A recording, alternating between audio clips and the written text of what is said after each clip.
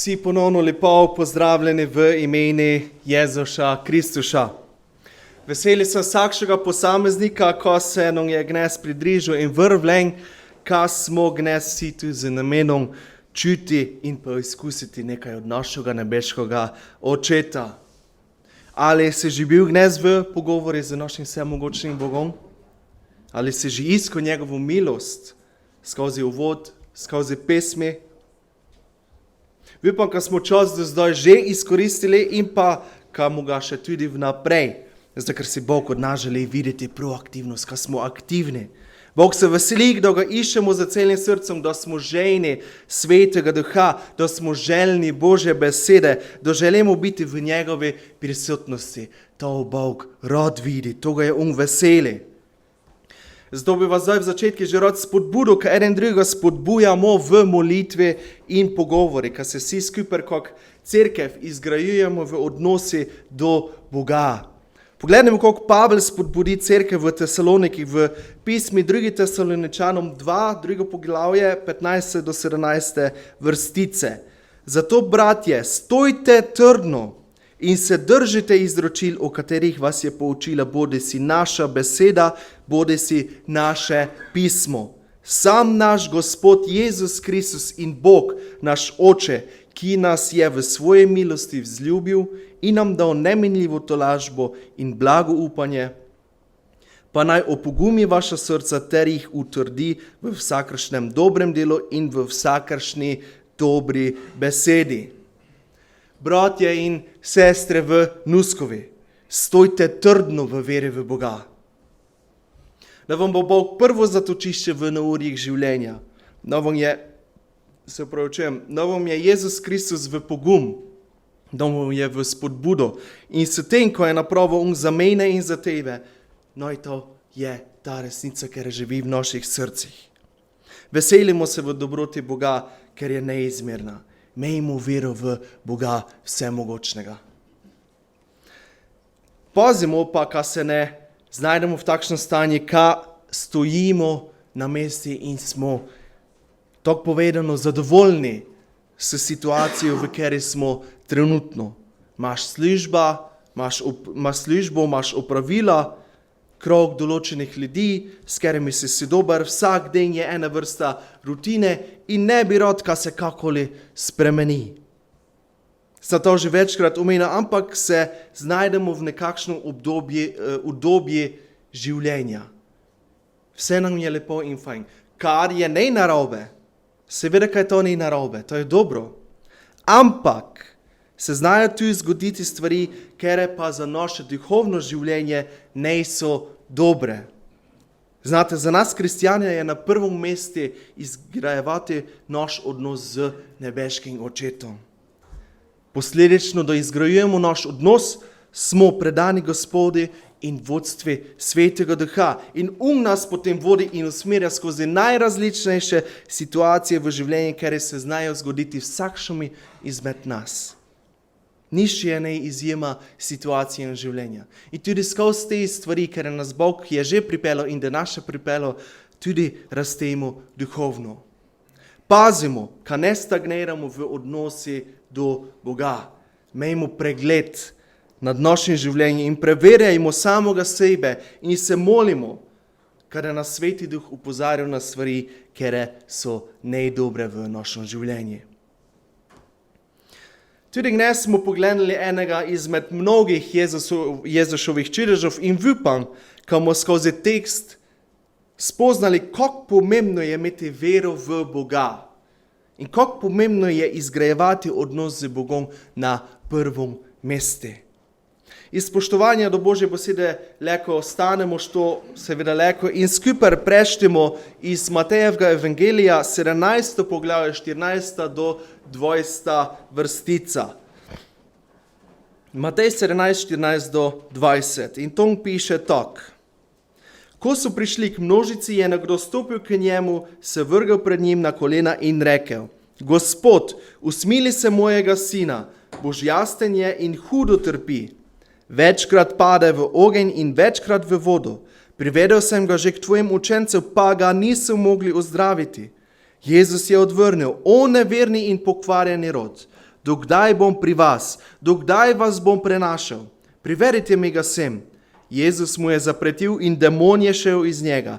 Deček pa je bil od tiste ure zdrav. Tedaj so se učenci približali Jezusu in mu na samem rekli, zakaj ga mi nismo mogli izgnati? Zato, ker imate malo vere, jim je dejal. Resnično povem vam, če bi imeli vero kakor gorčično zrno, bi rekli tej gori, prestavi se od tod tja in se bo prestavila in nič vam ne bo nemogoče. Je Gospod Bog, hvala ti resnično za to besedo, hvala ti za te čas, ko smo tu skupaj v tvojem Božjem domu, v katerem te želimo slaviti in častiti s tem, ko smo in predajamo tebi vse naše skrbi in naše težave, naše izzive, naše preizkušnje. Gospod Bog, zavipamo v tvojo moč, imamo vero v tvojo moč in Gospod Bog, resnično razodeni nam ti, ko nam želiš prek te besede povedati gnes in blagosloviti vse nas. Amen. Amen. Torej, dogodek, ker ga smo prešteli, non je vsem zelo znan in vrlen, ker smo ga že večkrat seveda prešteli in pa tudi o njem čuli. Oče, šter je imel sina, je prišel k Jezušu in se vrgel pred njega. Direktno to je zapisano in ga prosil za pomoč. In zakaj je to napravil? V 15. vrstici imamo zapisano, Gospod, usmili se mojega sina, božjasten je in hudo trpi, večkrat pade v ogenj in večkrat v vodo. Te otrok je imel probleme z zdravjem, tok na prvi pogled. In oče se je bojil, ker se njime ne bi zgodilo še kaj hujšega. S tem svojim problemom je že bil pri Jezušovih učencih, kako smo prešteli, ampak ko se je zgodilo? Ga niso mogli ozdraviti. Učenci v tom primeru ne so bili uspešni, toga otroka so ne mogli ozdraviti. Kdo pa je zašto učije? Včasih skrega svoje učence in izrazi svoje razočaranje, ko vidimo nad njimi. Učenci že nekaj časa z njim hodijo z Jezusom, vidijo vse te mogočne, čudovite stvari, ker je Jezus napravi, ampak še nimajo vere v to, koliko tudi oni delajo to, ko Jezus dela. In ko je Jezus napravil za tem? 18. vrstica. Jezus mu je zapretil in demon je šel iz njega. Deček pa je bil od tiste ure zdrav. Jezus te izžene demona in otrok je zdrav. Ponovno se zgodi čudež. Tu torej štejemo, kaj je bil te pojeb obseden z duhom, z demonom. In pogledamo malo te tekste v drugih evangelijih, ker imamo v Matejevem poročilu malo opisano, ko vse se je dogajalo z dečkom. Markov evangelij 9. poglavje pravi tok o dečki, ker ga je obsedel duh, ker je bil obseden z demonom. Marko 9, 18. vrstica. Kjerkoli ga napade, ga vrže na tla, da se peni, škriplje z zobmi in odreveni. In 20. vrstica, in privedli so ga k njemu, ko ga je duh zagledal, je takoj stresel dečka, da je padel na tla, se valjal in penil. 22. vrstica, večkrat ga je vrgel celo v ogenj in v vodo, da bi ga pokončal. In pa še isti dogodek kleko tudi pogledamo in pa preštemo na kratko v Lukovom evangeliju, Luka tudi 9. poglavje, 39. vrstica, glej, neki duh ga napada in nenadoma vpije, stresa ga, da se peni in ga le stežka zapusti, tako da ga do kraja stre.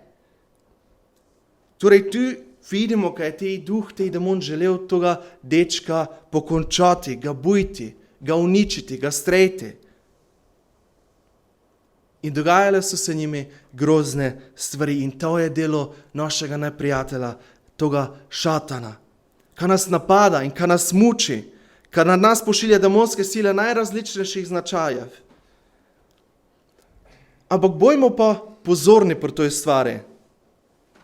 Ne so samo takšne ekstremne napadi demonov in hudiča, kot je v tom odlomku zapisano, opisano. Obstajajo tudi takšne napade, kjer napravijo ljudi mlačne, kjer so mlačne napade, rahli napade.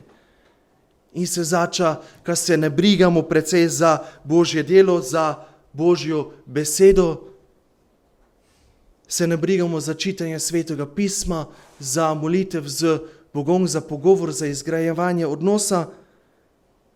Šatan je namreč vseeno, če mi odimo v cerkev in sodelujemo v slavljenje in poslušanje Božje besede.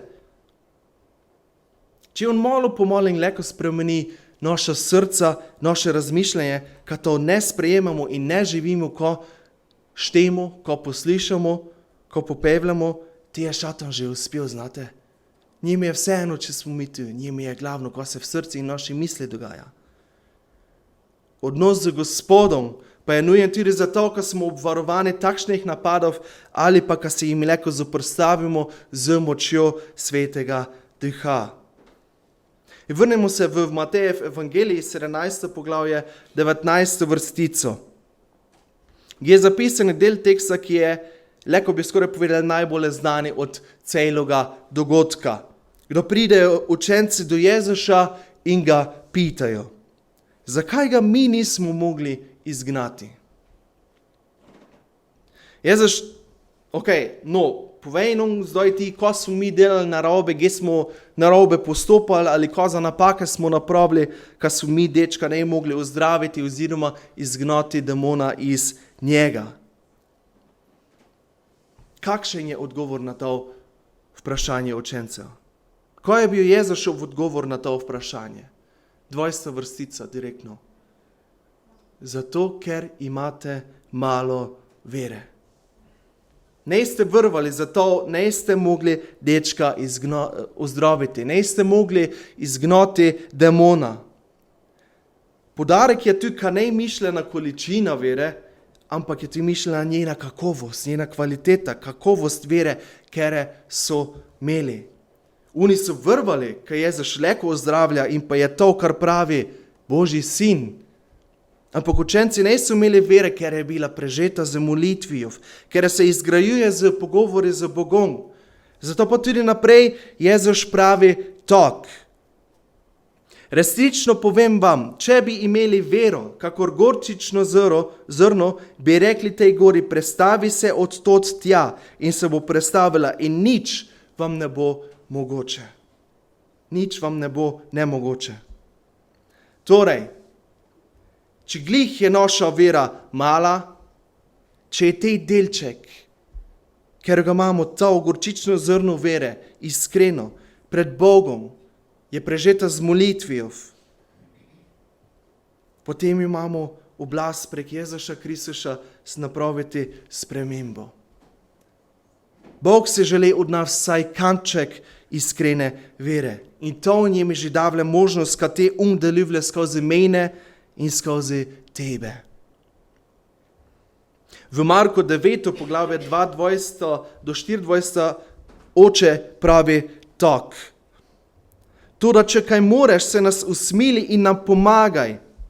Jezus mu je dejal, glede tega, če moreš, pa vse je mogoče tistemu, ki veruje. In kaj je odgovor očeta tu na to Jezusov stavek?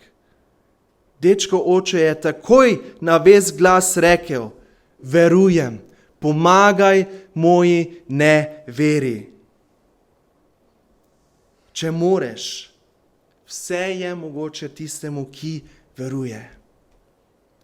Tu ne je bilo pitanje, ali Jezus dečka leko zdravi, ampak je tu bilo pitanje, če oča vrvle, kaj je to dejanje mogoče. Što namreč resnično vrvle ima v srci popolno prepričanje, kaj naš nebeški oče, naš Bog resnično zmore vse. Kaj je vsemogočni Bog, kak štemo, kak popevljamo, kak poslušamo. Kak se je oče odzval?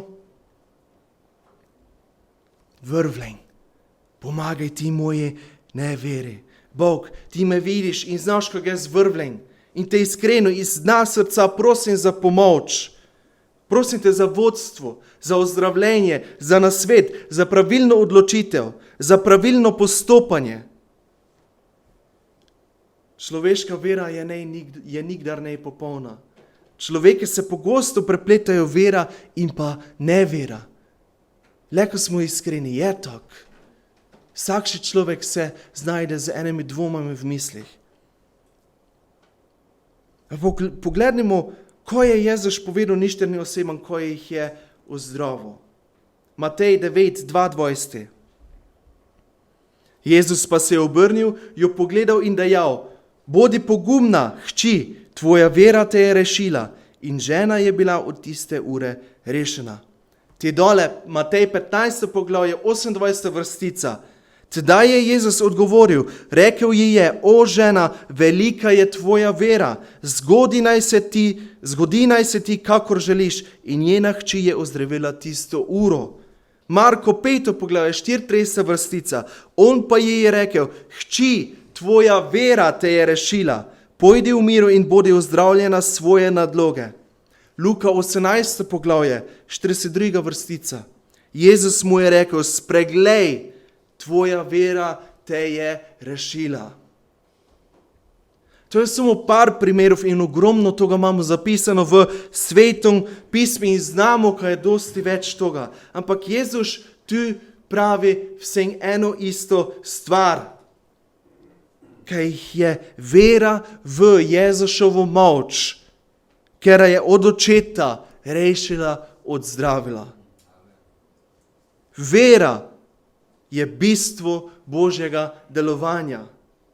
Mi leko imamo znanje Svetega pisma, leko poslišamo predge in popevljamo te lepe, čudovite pesmi, ker rekočijo o Božji dobroti, milosti, ljubeznivosti, vse mogoče te stvari. Ampak če nemaš vere v Boga, potem so vse to samo besede.